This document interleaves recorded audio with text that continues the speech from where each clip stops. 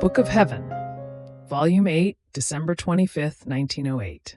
How to Make Jesus Be Born and Grow in Your Hearts. Finding myself in my usual state, I was longing for little baby Jesus. And after many hardships, he made himself seen in my interior as a little baby and told me, "My daughter, the best way to make me be born in one's own heart is to empty oneself of everything, because in finding empty space, I can place all my goods in it. And only then can I remain in it forever, if there is room to be able to carry all that belongs to me, all that is my own." A person who went to live in the house of someone else could be called happy only if he found empty space in which to be able to put all of his belongings. Otherwise, he would be unhappy. So I am. The second thing in order to make me be born and to increase my happiness is that everything the soul contains, both internal and external, everything must be done for me. Everything must serve to honor me, to execute my orders.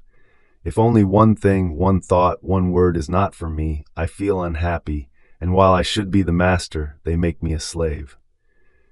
Can I tolerate all this?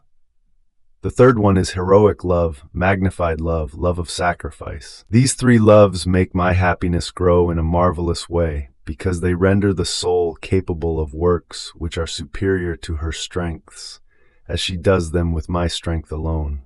They will expand her by making not only her, but also others love me, and she will reach the point of enduring anything, even death, in order to triumph in everything, and be able to say to me, "I have nothing else. Everything is only love for you."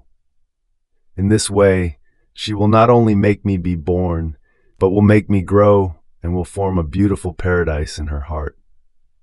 As he was saying this, I looked at him, and from little, in one instant, he became big, in such a way that I remained completely filled with him. Then everything disappeared.